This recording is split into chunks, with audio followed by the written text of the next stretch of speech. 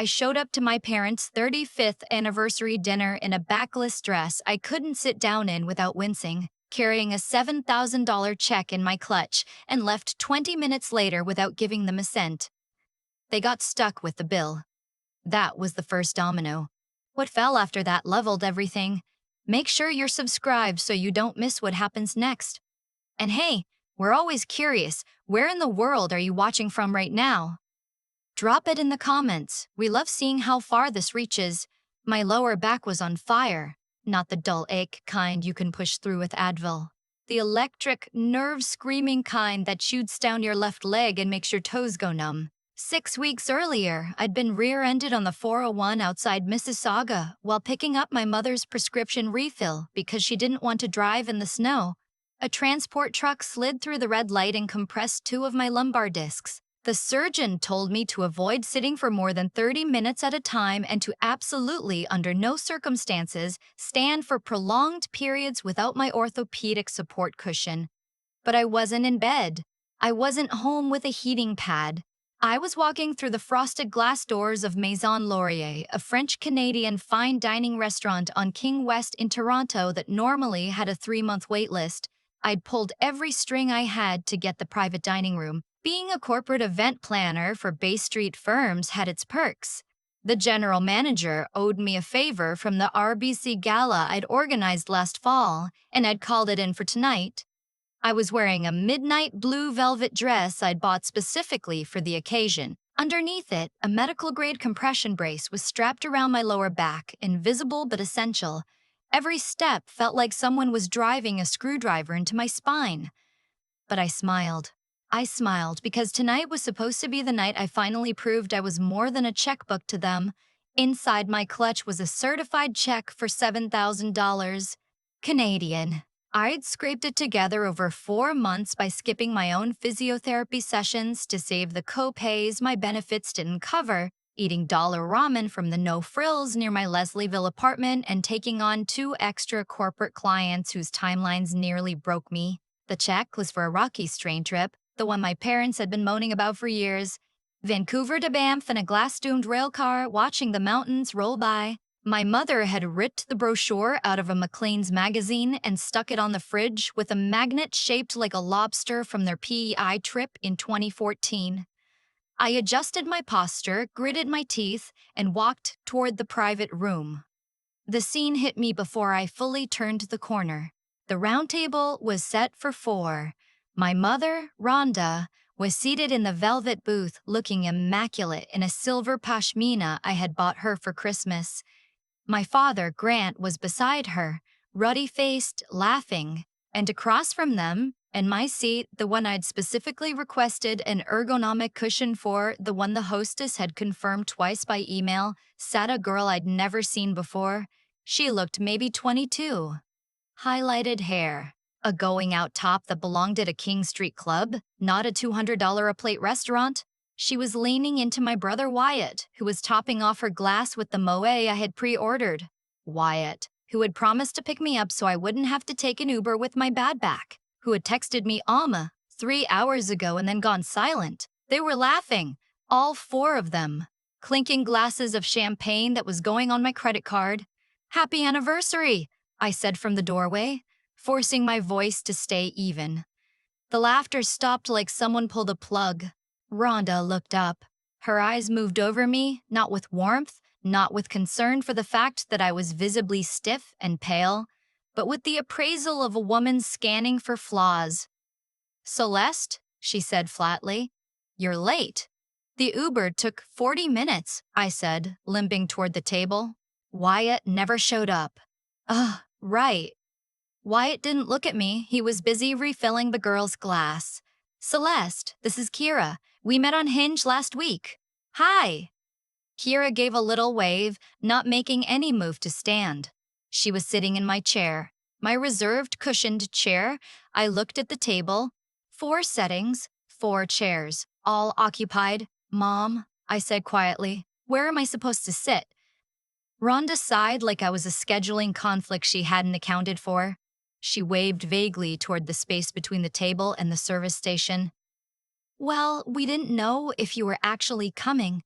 You're always so busy with your little events, she said, sipping her wine. And Wyatt wanted to bring Kira. It's their first proper date. We couldn't exactly say no. First date, I repeated. The words tasted like rust. This is your 35th anniversary dinner. I organized this. I put down the deposit. Don't make a scene, Celeste. Grant chimed in, his voice cheerful but dismissive. It's just a chair. It's not just a chair, Dad. I have 2 compressed discs. I can't stand for 3 hours. Rhonda rolled her eyes. Oh, stop being dramatic. You're fine. You walked in, didn't you? She flicked her hand. We can't ask Kira to move. That would be rude. You don't have a date, so just lean somewhere. Maybe grab a stool from the bar if one opens up. Lean somewhere? I stared at her. My back throbbed in violent protest. You kind of look like the hostess in that outfit anyway. Wyatt chuckled, mouth full of bread. The table erupted in laughter. Kira giggled behind her hand. Grant shook his head, grinning. Even Rhonda cracked a smile, the thin, satisfied smile of a woman who had just reminded everyone where the pecking order stood. Just lean somewhere. The words bounced around my skull louder than the laughter. I looked at them, my family. The people I had nearly destroyed my body trying to impress. I felt the hard edge of the check against my ribs through the clutch. $7,000. $7,000 for people who wouldn't offer me a chair while I was in physical pain from an accident I got into running their errand. The pain in my back didn't vanish. It sharpened, but something else happened. A cold, clean clarity dropped over me like ice water. It was a feeling I'd never had before. The exact moment hope dies and something harder takes its place. I smiled. It wasn't a kind smile. Actually, I said, my voice dropping low enough to cut through the last ripple of their laughter. I reached into my clutch. I pulled out the cream-colored envelope with the Rocky Mountaineer logo embossed on the corner. I held it up. I was going to give you this, I said. $7,000 for the train trip. Happy anniversary. Rhonda's eyes went wide. The laughter stopped dead. Wyatt froze with his fork halfway to his mouth. I looked at the envelope, then at Kira, comfortable in my seat, then back at my mother. But, I continued, sliding the envelope back into my clutch and pressing it against my chest, I think I'll keep this for someone who saves me a chair. I turned and walked toward the exit. Wait, Celeste. Rhonda's voice was shrill, panic rising instantly. Sit down. We'll get another chair. Too late, I called over my shoulder. I caught the eye of our server, a young woman hovering near the wine cart. Cancel my portion of the bill. Everything goes on Grant's card.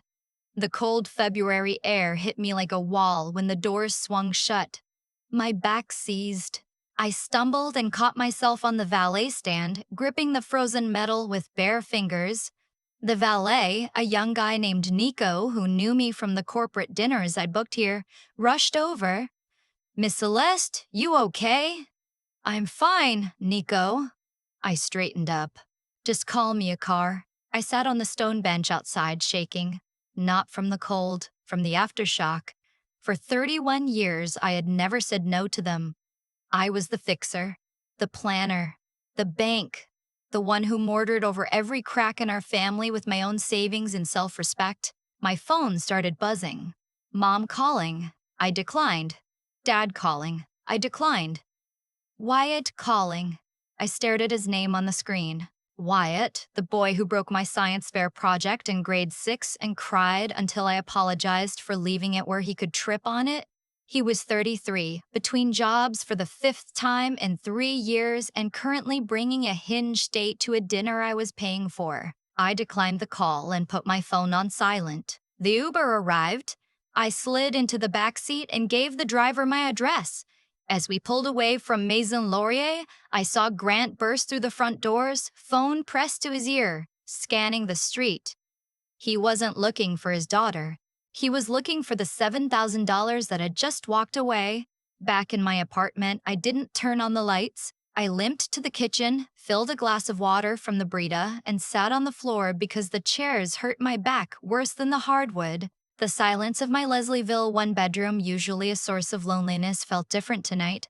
It felt like armor. I replayed the scene. You don't have a date, so just lean somewhere. It wasn't the rudeness. It was the erasure. I had just had spinal surgery, a direct result of a car accident I got into driving through a snowstorm to pick up Rhonda's prescription because she didn't feel like dealing with the shopper's parking lot. She knew about the compressed discs. She'd seen the MRI images I texted her. She responded with a thumbs-up emoji and a link to a Costco sale on heating pads. My phone lit up. A voicemail from Grant. I pressed play. Celeste, this is absolutely ridiculous. He sounded winded. Your mother is beside herself. You humiliated us in front of Kira. And the bill, Celeste, the bill is almost $900. You ordered the Bordeaux. You can't just leave us holding this. Come back, bring the envelope, and we'll sort this out. Don't be selfish. Selfish. I laughed. It was a dry, cracked sound in the dark kitchen. I looked at the check on the counter. $7,000. My entire emergency fund. I had hollowed out my TFSA to give them a vacation, hoping that maybe, just maybe, if I gave enough, they'd look at me the way they looked at Wyatt for simply showing up. Then I remembered something. The lease. My parents lived in a condo at Harborview Towers in Liberty Village. Beautiful place. South-facing views of the lake, heated underground parking. They told everyone they'd downsized by choice, but that was a lie. Grant had lost their retirement savings 5 years ago in a crypto scheme Wyatt had talked him into. I'd stepped in. I'd used my credit, my name, my income verification to sign the lease. I paid 40% of the rent every month, $1,700, because their CP and OAS didn't cover a place like that. Come back, Grant had said. Don't be selfish. They thought the dinner was the leverage. They thought embarrassment was the weapon. I tapped the envelope against the counter and whispered to the empty apartment. They forgot one thing. The lease renewal was due in 6 days, and the only name with the credit score to qualify was mine. To understand why I stood in that restaurant like a servant at my own party, you need to understand the ecosystem of my family. It wasn't just favoritism, it was a religion. And the god was Wyatt. Wyatt was born charming, captain of the hockey team, homecoming king at Lakeshore Collegiate, the guy who could talk his way out of a speeding ticket on the QEW. I was the quiet one, the one who studied in the library, the one who organized the bake sale but never got thanked. Rhonda loved Wyatt's shine. She saw herself in him, or the version of herself she wanted others to see. I was useful. Wyatt was ornamental. When I started my event planning company, Rhonda called it a cute side hustle. When I landed my first Bay Street bank as a client, she asked if I could get Wyatt an interview for a VP position he was spectacularly unqualified for. When I bought my condo, she critiqued the baseboards. The financial bleeding started small, lending Grant money for investments that never returned a cent, covering Wyatt's car insurance because he forgot. Then, the condo lease. I did it all because I was starving for the one thing I couldn't invoice, their approval. I thought if I just paid enough, worked hard enough, fixed enough messes, I'd earn my seat at the table. Tonight proved that even if I built the table, bought the chairs, and set every place, they'd still make me stand in the corner. I sat on my kitchen floor in the dark, back throbbing, and let the memories come. The time Rhonda missed my university convocation because Wyatt had a crisis with his girlfriend. The time Grant used my birthday money to buy Wyatt a new set of golf clubs. The time Rhonda cropped me out of the family Christmas photo she posted on Facebook because my sweater clashed with the aesthetic. Rhonda wasn't just a mother who played favorites, she was an architect.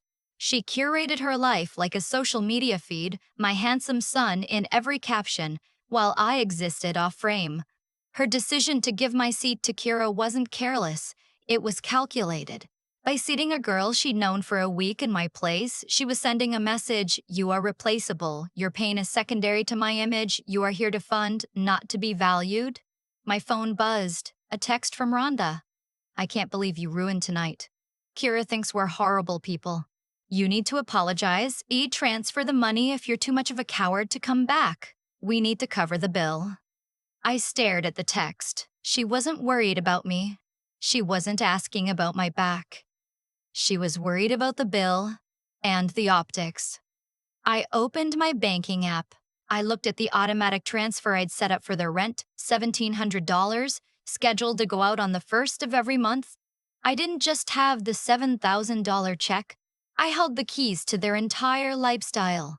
Rhonda wanted to talk about ruining things. She had no idea what ruining looked like. Morning came ugly. Headache. Back spasms. I woke up on the couch, still in my dress, the velvet creased and damp with sweat. My phone was a cemetery of notifications. 21 missed calls. 53 texts.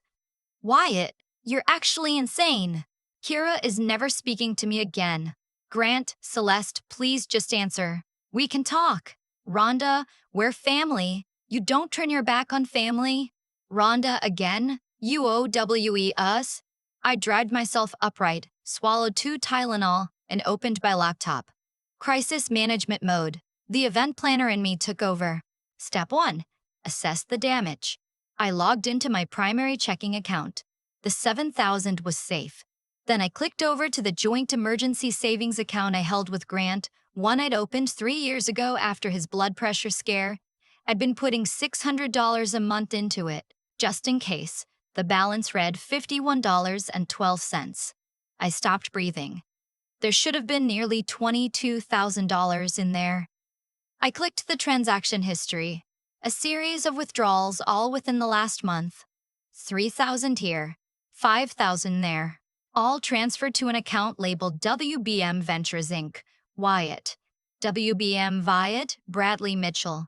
The name he'd used for his failed dropshipping business, his failed NFT project, and now apparently his successful theft of my savings. I called the bank, hands shaking so badly I could barely tap the screen. TD Canada Trust, this is Shauna. How can I help? I need to report unauthorized transactions. Joint account ending in 7416. The transfers to WBM Ventures. A pause. Keyboard clicking. I see here those transfers were authorized via telephone banking by the other account holder, Grant Mitchell. He provided the correct security answers. Grant, my father, the man who had laughed when I was told to lean against a wall. He hadn't just watched me be humiliated. He had bankrolled it with my money. I see, I whispered. Thank you. I hung up. The betrayal wasn't a crack, it was a sinkhole. I didn't scream. I opened a new browser tab. Step 2. Secure the assets. I navigated to the property management portal for Harborview Towers. Luxury living for 2 people with 0 qualifying income. I was the guarantor. I was the primary leaseholder. Their names were listed as permitted occupants. The lease renewal was pending. Digital signature due by Friday. I hovered the cursor over renew lease. I thought about the surgery I'd gone through alone because Rhonda had a hair appointment. I thought about the snowstorm accident. I thought about Kira in my chair, drinking my champagne, while my family laughed at me. I moved the cursor. I clicked terminate lease. A confirmation box appeared. This action cannot be undone. Occupants must vacate within 30 days per Ontario tenancy guidelines. I clicked yes. I wasn't done. I needed to see how deep the rot went. I called Marissa, a forensic accountant I'd worked with on fraud prevention for a Bay Street client's charity gala. Celeste, she answered. It's Saturday morning. I need a full financial trace on Wyatt Mitchell, I said, and look into Akira associated with him. $22,000 disappeared from a joint account in under a month. I need to know where it went. And Marissa, I need it by Monday. Celeste, that's your brother? No, I said, staring at the emptied account on my screen. That's a thief. Monday morning. I was at my office on Adelaide Street by 7:30, burying myself in the logistics of a fintech launch party, pretending my personal life wasn't a dumpster fire. At 10:15, reception buzzed me. Celeste, your parents are here. They say it's urgent. Of course. Couldn't reach me by phone, so they brought the circus to my workplace. Put them in the boardroom, I said. Do not let them onto the main floor. I grabbed a folder. Inside, the printed bank statements and the lease termination confirmation. I walked to the glass-walled boardroom. Rhonda was pacing, her boots clicking on the polished concrete. Grant was sitting, pale and deflated, turning a Tim Hortons cup in his hands. When I walked in, Rhonda spun. "How dare you?" No greeting. No hello. Her voice was a blade. "Do you have any idea what you've done?" The manager, Maison Laurier, threatened to report us for fraud. We had to split the bill across 3 credit cards. "Good morning to you too, Mom," I said, limping to the head of the table. I didn't sit. I needed the height. "Don't get smart with me," she snapped, slamming her purse on the table. "You left us there with Kira." That poor girl was mortified. "Kira," I repeated. "The girl sitting in my chair." It was a chair. Grant erupted, looking up. "Good God, Celeste, it was just a chair. Why are you so petty?" "Petty?" I opened the folder. I slid the bank statement across the table. It stopped in front of him. "Is stealing $22,000 from your daughter petty, Dad?" The room went dead. The Ashwiashi hummed. Grant looked down at the paper. His face went from pale to gray. That was a loan," he stammered. "A loan implies you asked," I said, my voice flat. "A loan implies you plan to pay it back. You stole from my emergency fund." "My fund." Rhonda moved instinctively, shielding him. "We needed it. Wyatt is in trouble, Celeste. Real trouble. He has debts. People were threatening him. We couldn't let him get hurt. We were going to replace it once Grant's pension adjustment came through." "Dad's pension adjustment is $800, Mom." "I know. I filled out the Service Canada forms for him." "You have so much." Rhonda's composure shattered. "You have this career, this office, your fancy outfits. You have everything, and you begrudge your brother a little help? A little help?" I laughed, and the sound startled even me. "I've paid your rent for 5 years. I've covered your car insurance, your dental, your property tax arrears. And when I show up carrying 7,000 more, you tell me to go lean against a wall." "That's what families do," Rhonda shouted. "They support each other." "No," I said. "That's what a host does for a parasite." I pulled the second page from the folder. "Since we're talking about support," I said, sliding the lease termination notice toward her, "you should probably read this." Rhonda snatched it. She read it. Her eyes bulged. "Termination?" she whispered. "What is this?" "I'm not renewing the lease on the condo. I'm removing myself as guarantor. You have 30 days to vacate, or you can sign a new lease yourselves if you pass the credit check." "We won't pass the credit check," Grant yelled, standing. "You know that. This makes us homeless, Celeste." "You're making your parents homeless. You have $22,000 of my money," I said. "Maybe Wyatt can lend it back. Or maybe Kara has a guest room." "You ungrateful little bitch." The word came out of Rhonda's mouth like venom. The mask of the concerned mother gone, the real face underneath ugly and bare. "After everything we did for you, we raised you.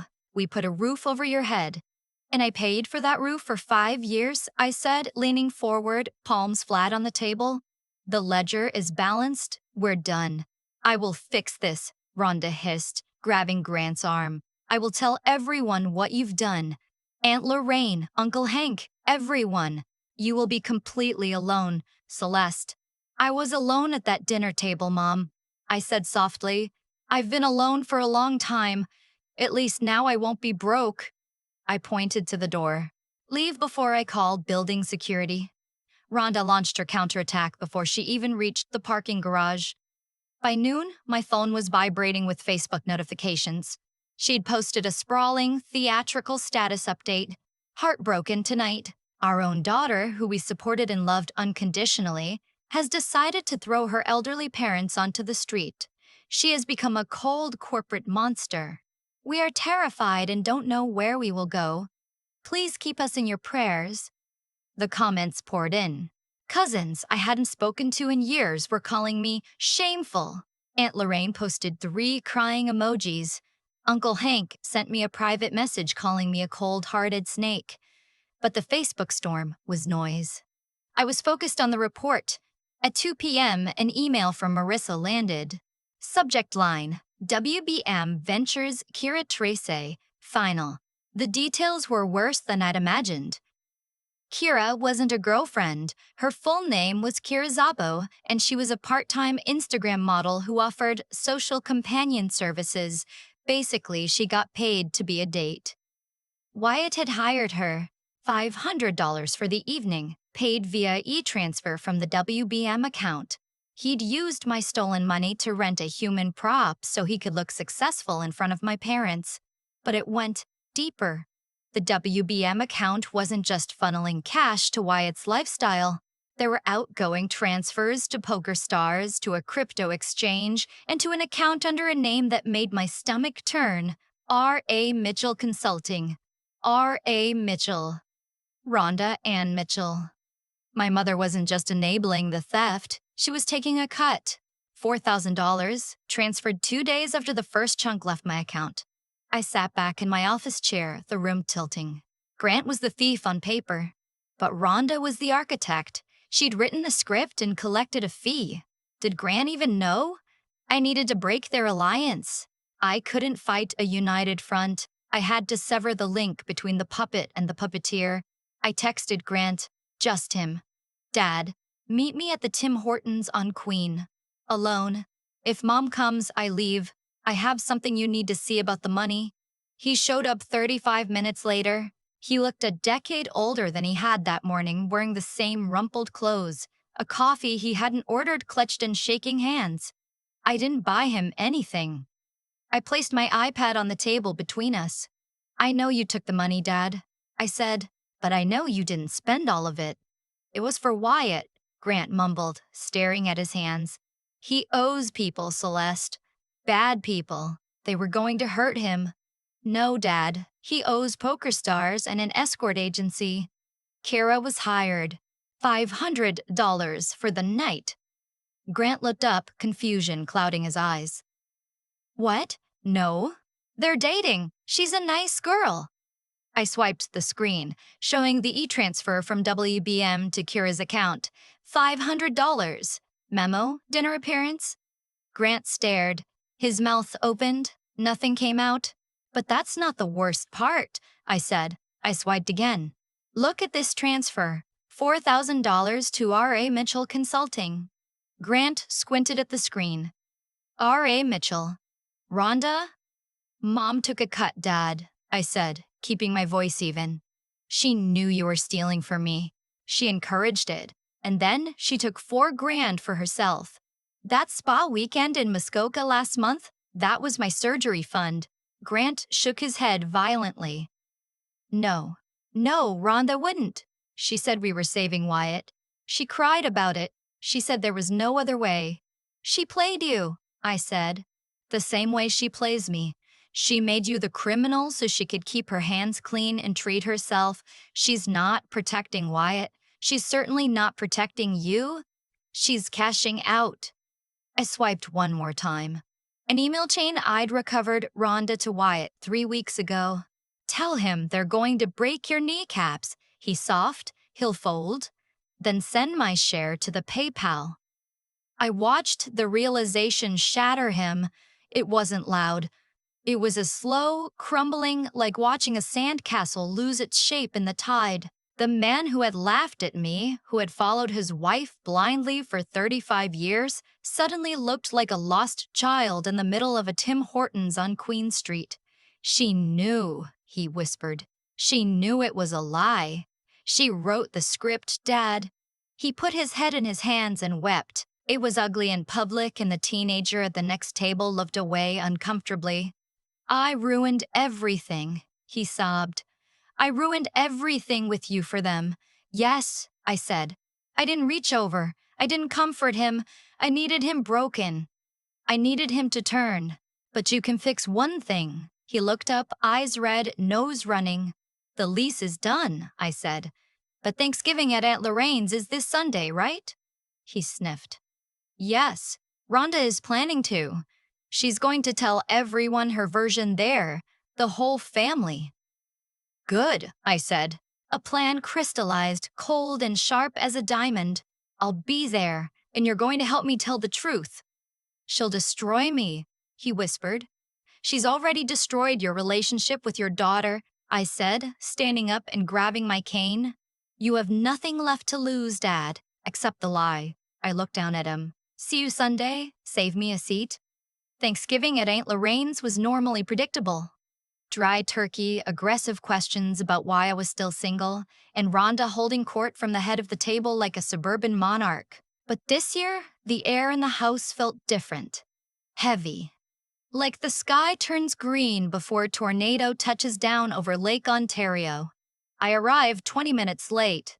Black blazer, jeans, cane. I didn't bring a casserole dish. I brought a slim leather portfolio and a USB drive. When I walked through the front door, the chatter stopped. 30 heads turned. My cousins, who normally greeted me with polite indifference, stared with open hostility. Aunt Lorraine, a woman who ran on gossip like it was diesel fuel, pressed her lips into a tight line. Rhonda was in the living room, holding court near the fireplace, wearing a cashmere sweater that cost more than my monthly car payment. Paid for, I now knew, with my emergency savings. When she saw me, she performed. She gasped, hand to her chest, victim mode activated. Celeste, she said, her voice trembling just loudly enough to carry across the room. I didn't think you'd come, after what you've done to us. The murmur swelled. I'm just here to clear the air, Mom, I said, my voice steady. You put quite a story on Facebook. I thought the family deserved the full version. We don't want to hear your lies. Wyatt shouted from the kitchen doorway, beer in hand, looking smug. Kira was nowhere in sight. Her contract obviously didn't cover Thanksgiving with extended family. You're kicking Mom and Dad out on the street, he said. That's all anyone needs to know. Is it? I asked, looking around the circle of faces. Aunt Lorraine, you commented on Mom's post that I should be ashamed of myself. Uncle Hank, you sent me a message calling me a snake. I think you all deserve to know why I terminated the lease. Because you're selfish, Rhonda snapped, stepping forward, her eyes flashing with a panic she was trying desperately to conceal. Because you make a little money and think you're better than everyone. You think because you signed that lease, you own us. We are your parents. I don't think I own you, I said calmly. But I do think I own the $22,000 you stole from my bank account. Absolute silence. Somewhere in the kitchen, the oven timer beeped. Nobody moved to check it. That's a lie, Wyatt yelled, stepping between me and the family. She's lying. She's lost it. I looked past him, straight at my father. Grant was sitting on Aunt Lorraine's settee near the window, staring at his shoes. He looked small. Defeated, Dad, I said. Am I lying? Rhonda whipped toward Grant, eyes wide, signaling furiously. Stick to the script. Protect the wall. Grant, tell her, she hissed. Tell everyone she's making this up. Grant stood up slowly. He looked at Rhonda, then at Wyatt, then at Wyatt, then at me. I watched 35 years of obedience fight against 3 days of unbearable truth. She's not lying, Grant said. His voice was quiet. Hoarse. What did you just say? Rhonda's mask slipped entirely. I said she's not lying. Grant shouted, his voice cracking. The outburst shocked the room. It shocked him. I took the money. I called the bank. I answered Celeste's security questions. I transferred $22,000. A collective gasp rippled through Aunt Lorraine's living room. Because Wyatt was in trouble, Rhonda pivoted instantly, switching to the protective mother defense. My son was in danger. We did what any parents would do. Danger?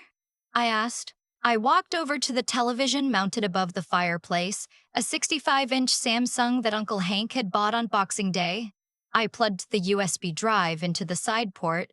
The screen flickered to life. I'm an event planner, I said, projecting my voice clearly. I work in details, and the details of Wyatt's danger are fascinating. I clicked the remote, a screenshot appeared, an e-transfer receipt to Kira Zabo, amount $500, memo, dinner appearance. Wyatt wasn't in danger, I said. He was on a date. A date he paid for with my medical savings. Kira isn't his girlfriend. She's a hired companion. $500 for the evening so he could look successful at your anniversary dinner? Wyatt's face went crimson. The cousin started whispering. Someone let out a short, shocked laugh. She's a model, Wyatt stammered, looking around wildly. She's an influencer, she's a receipt, I corrected. Just like your business? I clicked the remote again. A spreadsheet filled the screen. WBM Ventures outgoing transfers. I read them aloud. Poker stars. A crypto exchange. A luxury car rental. That was the BMW drove to the dinner, wasn't it, Wyatt? And a monthly subscription to a VIP dating app. I looked at him. You weren't paying off loan sharks. You were renting a lifestyle with money stolen from your sister's back surgery fund. Rhonda looked ill. She turned to the family, hands trembling. I didn't know. Grant told me it was debt collectors. I thought we were saving his life. She was good. She was so good. She was so good. She was throwing Wyatt and Grant under the bus, positioning herself as the innocent, heartbroken mother. Even now, mid-catastrophe, she was curating the narrative. You didn't know? I asked softly. No, Rhonda sobbed, tears flowing freely. I had no idea. I just wanted to help my son. Then explain this. I clicked the remote one last time. The screen filled with a single enlarged bank transfer receipt from WBM Ventures to R.A. Mitchell Consulting. Amount $4,000. Dated October 9th. October 9th, I said. 2 days after Dad made the first transfer of stolen money to Wyatt. You had Wyatt send you a kickback, Mom. $4,000. I turned to face her. She was frozen. The tears had stopped instantly, like a faucet shut off. You knew Dad was stealing from me, I said, my voice ringing with the finality of a judge reading a verdict. You encouraged it. You told him what to say to the bank. And then you took your cut. You monetized your own husband's theft and your daughter's surgery fund so you could, what? Do a spa weekend in Muskoka? Buy that cashmere sweater? The living room was deathly quiet. Aunt Lorraine took a physical step away from Rhonda, creating visible distance. Uncle Hank put his arm around his wife, a protective gesture aimed not at the room, but at the woman he'd called a snake's victim 3 days ago.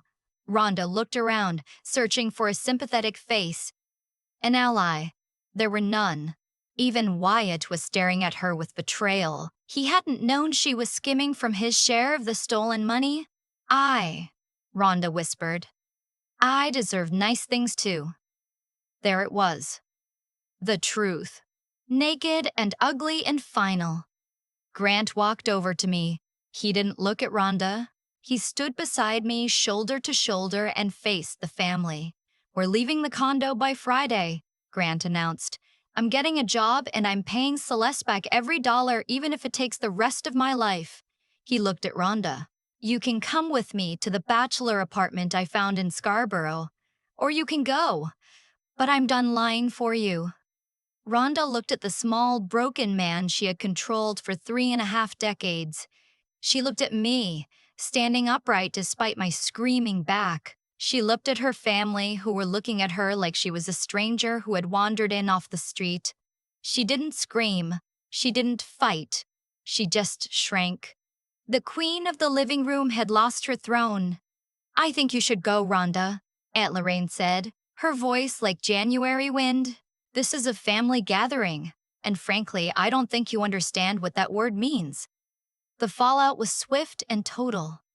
Rhonda tried one last Facebook post, claiming the screenshots were fabricated, but the damage was done.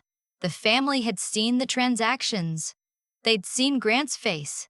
They'd heard her say she deserved nice things while standing over the digital wreckage of my savings. By Friday, Harborview Towers was empty. I didn't help them move. I hired a moving company, my last act of generosity, because I knew Grant couldn't manage the heavy furniture alone, and Wyatt certainly wouldn't show up. Wyatt had disappeared the moment the money dried up, reportedly crashing with a friend in Calgary, leaving his debts and his family behind. Rhonda and Grant separated 3 weeks later. It wasn't dramatic. It was the quiet dissolution of a partnership that had gone morally bankrupt. Rhonda moved in with her sister in Halifax, spending her days complaining about the fog and her ungrateful children. She still sends me birthday cards with passive-aggressive Bible verses tucked inside. I recycle them unopened. But Grant dated Dee Dee. He rented a basement apartment in Scarborough. It was the size of my living room. He got a job at a home hardware, mixing paint and cutting keys. Humble work, hard on his knees, but he showed up every morning. 7 months after the anniversary dinner, I met him for coffee. I was walking without the cane, my back finally healed. I pushed through the door of a diner on Danforth Avenue and saw him in a booth, wearing his orange work vest, a half-eaten BLT in front of him. "Hey, Dad," I said, sliding into the booth. "Celeste." He smiled. A real one. Crinkly around the eyes, the kind I hadn't seen since I was a kid. He pushed an envelope across the table. It wasn't $7,000. It was a check for $250. "It's not much," he said, looking down at his coffee. "But it's the first installment." I did the math. At this rate, I'll be square with you by the time I'm 94. I laughed. Not a bitter laugh. Not a sharp one. A real one. 94, eh? Better start eating your vegetables then. "I'm sorry," he said, his voice dropping. "I know the money doesn't fix it. I know I broke something I can't glue back together. I let her do it because fighting her was harder than watching you get hurt. I was a coward." I looked at him. I saw the regret carved into the lines of his face. The man who'd lost his condo, his wife, and his pride just to try clawing back a scrap of dignity. "You were," I agreed. I wasn't going to lie to make him comfortable. That was the old pattern. "You were a terrible father that night, and for a long time before it." He nodded, accepting it. "But," I continued, tapping the envelope, "you stood up when it counted. You told the truth at Aunt Lorraine's. That matters." I didn't push the check back. I took it. Taking it was important. It meant I respected him enough to hold him accountable. It meant he was an adult, not a dependent I needed to manage. "I'm keeping this," I said. "And the next one." "Good," he said. "So, how's work? How's the back?" "Work's busy." "Back strong. I actually went for a run this morning along the lakeshore." "That's good," he said softly. "That's really good. We ate our sandwiches. We talked about the weather, about the Leafs, about his coworker who couldn't figure out the paint mixing machine. It wasn't a perfect movie ending reconciliation. There were no tearful hugs that erased the past. There was still a distance between us, scar tissue that would probably never fully smooth out. But as I sat across from him, watching him pay for his own meal with money he had earned, I realized something. I wasn't the bank anymore. I wasn't the fixer. I wasn't the one standing in the corner waiting to be noticed. I was just Celeste, and for the first time in my life, I was sitting at a table where the seat was genuinely mine.